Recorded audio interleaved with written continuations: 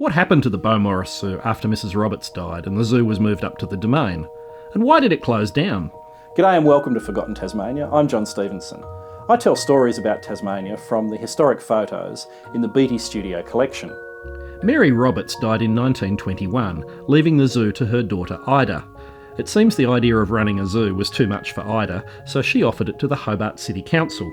The council requested funding from the state government, and £250 per year was allocated to run the zoo.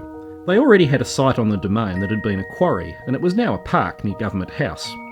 The council employed a zookeeper, a Mr. Arthur Robert Reed, or Bob as he was known. He promptly set out to learn as much as he could about zoos, and so he toured around the country on a fact-finding mission. By the time he got back to Hobart, the animals at the Battery Point site were in a very poor condition. Bob had them transferred to the new zoo and nursed them back to health. Bob had a daughter, Alison, who appears in many of the photos. Because we don't have many photos of Mrs. Roberts, Alison Reed is often mistaken for Mrs. Roberts. Either way, Alison Reed became the public face of the zoo. There were many famous visitors to the zoo, including a whole shipload of Japanese sailors, just prior to the start of the war. The tiger developed a problem with one of its claws and had to have an operation. It was knocked out so the vets could work on it without being eaten. People have blamed the Great Depression, the council, the government, and just about anything else for the zoo closing. The simple truth is that the zoo site was never really ready when it opened. The cages were not complete, there was no water or sewage connected, and the whole thing was probably just a bit too big for them to actually pull off.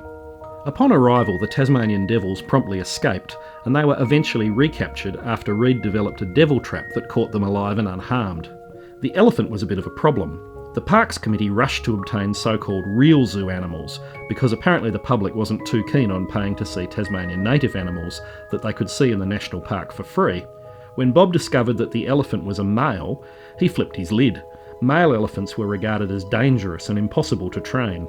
The lion cage was the pride and joy of the zoo builders, with its painted mural on the back wall. They said the animals wouldn't know they were in a cage. I'm guessing lions are not that easily fooled.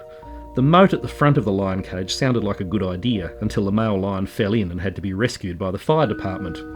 He learned his lesson, but his mate had to learn it for herself and she promptly fell in too. The death of the last Tasmanian tiger at the zoo is often cited as the reason the zoo closed. In fact, there was no mention of that sad event in the papers of the day, and people just didn't seem to notice at all. Like I said, the Tasmanian animals were not the star attractions in those days. Bob got badly bashed by would-be thieves when he disturbed them late one night trying to steal birds. Bob lost an eye in that attack and never really recovered properly. He must have known he didn't have long to live. He put forward his daughter Alison as his natural replacement. He even offered to work there for free until his death, and being a woman, Alison would be paid less money. But the Parks Committee in charge of the zoo decided on a Mr. Bruce Lipscomb, who was related to the Lipscombs from the Tea Gardens. Bruce Lipscomb wasn't well liked, and Bob was gutted with the decision. There were lots of political manoeuvres.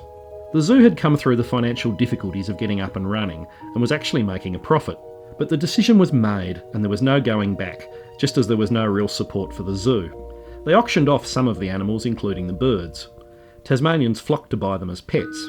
Some of the animals were sold to other zoos, but some were deemed unsaleable and shot. The zoo closed its doors in 1937. The site is still there, and I was fortunate enough to go on an open day in November when the gates are unlocked again and the public can see this historic treasure. The next episode is a virtual tour of the site. I love that experience, and I know you will too. I can't wait to share it with you. Thanks for watching, don't forget to subscribe, and cheers for now.